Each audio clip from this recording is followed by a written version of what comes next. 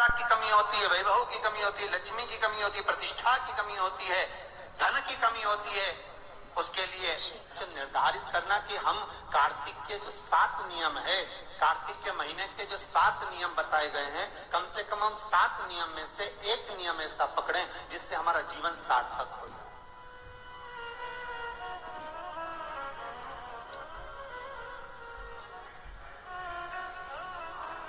आप भले 7 नियम नहीं कर रहे कार्तिक के, भले एक नियम करो, पर वो नियम हमारा पूर्ण चलना चाहिए, उसकी नियम की पूर्णता पूर्ण होना चाहिए। आपको कहा था कार्तिक के 7 नियम हैं, उसमें पहला दीपदान, दूसरा तुलसी पूजन, तीसरा भूमि पर शयन, शरीर पर तेल नहीं लगाना, पांचवा सुंदर दलहन चीजों का त्याग करना, और छठा ब्रह्मचार्य व्रत का पालन करना, और सातवां अपने जीवन में कार्तिक के महीने में चाहे वाणी का संयम हो, चाहे भोजन का संयम हो, चाहे शब्दों का संयम हो, चाहे दृष्टि का संयम हो, चाहे इंद्रियों का संयम हो, वो संयम रखना।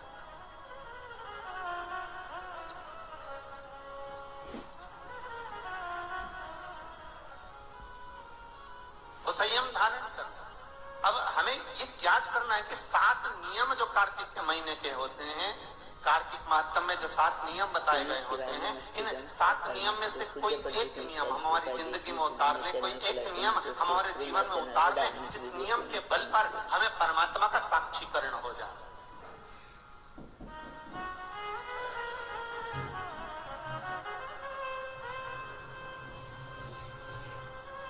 कोई एक नियम, अगर आप दीपदान कर रहे हो कार्तिक के महीने में, प्रतिदिन आपने 1 महीना तक दीपदान करा महाराज, तो ये भी आपका एक नियम है। 1 महीने तक आपने जो तुलसी में जल चढ़ाया, ये भी आपने अगर वाणी पर संयम रखा है, ये भी आपका। महाराज एक बहुत सुंदर बात कार्तिक के मातम से लीजिएगा, अपने जीवन में उतारना। कार्तिक के महीने का 7वां नियम याद रखना, संयम।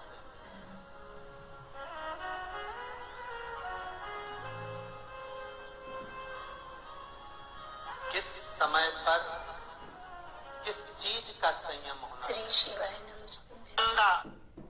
आदि कार्तिक महागौरी जितनी माताएं हुई, इनका अगर दर्शन नहीं कराओ तो एक बेलपत्री को जब शंकर जी पे चढ़ाओ, और शंकर जी पे चढ़ी हुई बेलपत्र जब उठाकर जब उसको अपने मस्तिष्क से लगाओ, समझ लेना कि सारी माताएं उस बेलपत्र के अंदर विराजमान हो जाती हैं, जो शिव के पास में चढ़ी जाती है।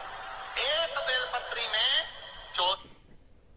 श्री शिवाय नमस्तुभ्यम। हर हर महादेव। पूज्य प्रदीप मिश्रा जी ने कार्तिक मास के बहुत ही अच्छे और अचूक उपाय बताए हैं। पूज्य प्रदीप मिश्रा जी ने जो 7 नियम बताए हैं, उन्हें करके हम कार्तिक मास में अपने घर में सुख समृद्धि और शांति ला सकते हैं। पूज्य प्रदीप मिश्रा जी की कथा और उपाय जानने के लिए मेरे चैनल को लाइक, कमेंट और शेयर जरूर करिएगा। मेरा चैनल है धार्मिक वीडियो पूनम शर्मा हरियाणा। विराजमान है, एक बेलपत्री में 33 कोटि देवता विराजमान है, एक बेलपत्री में अष्ट भैरव विराजमान है, एक बेलपत्री में अष्ट लक्ष्मी विराजमान है, एक बेलपत्री में 33 कोटि देवताओं का आनंद विराजमान है। वो बेलपत्र कोई साधारण नहीं होता। पार्वती तो शिव जी को एक बेलपत्र चढ़ा। ये माता मैनावती अपनी पार्वती को कह रही है। कहा कर स्त्री से कभी आयु नहीं पूछी जाती, पुरुष से कभी आय नहीं पूछी जाती, क्योंकि स्त्री कभी अपने लिए जिंदगी नहीं जीती है तो पहले माँ बाप के लिए, माता पिता ब्याह कर भेज देते हैं तो पति के लिए, पति के बाद में जब बच्चे आ जाते हैं तो बच्चों के लिए, फिर जीती है तो अपना पोता पोती नाती पंती के लिए। पूरी जिंदगी स्त्री अपने शरीर को अगर संभाल कर रखती है तो दूसरों के लिए रखती है कि मेरे बच्चे सुखी रह लें, मेरा परिवार सुखी रहे, मेरा परिवार सुखी रहे, मेरा कुटुंब सुखी रहे, मेरे रिश्ते सुखी रहे। स्त्री से आयु नहीं पूछी जाती, पुरुष से आयु नहीं पूछी जाती। शंकर के एक एक भाव को समझना हमको है। शिव की भक्ति का क्या फल है, शंकर की कथा सुनने के बाद हमें क्या मिलता है, ये तो सियोर वाला महाराज भी नहीं जानता, पर इतना जरूर जानता है कि झोली कभी खाली नहीं रहती, ये निश्चित है। क्या देगा वो पता नहीं हमको भी, पर वो देता जरूर है। उसके श्री शिवाय नमस्तुभ्यम, हर हर महादेव। पूज्य प्रदीप मिश्रा जी ने जो भी उपाय बताए बेलपत्री के, इतने अच्छे और अचूक उपाय बताए हैं। अगर हम भी ये उपाय करते हैं तो हमारी ज़िंदगी में भी खुशियाँ होंगी। पूज्य प्रदीप मिश्रा जी के उपाय और वीडियो देखने के लिए मेरे चैनल को लाइक, कमेंट और शेयर जरूर करिएगा।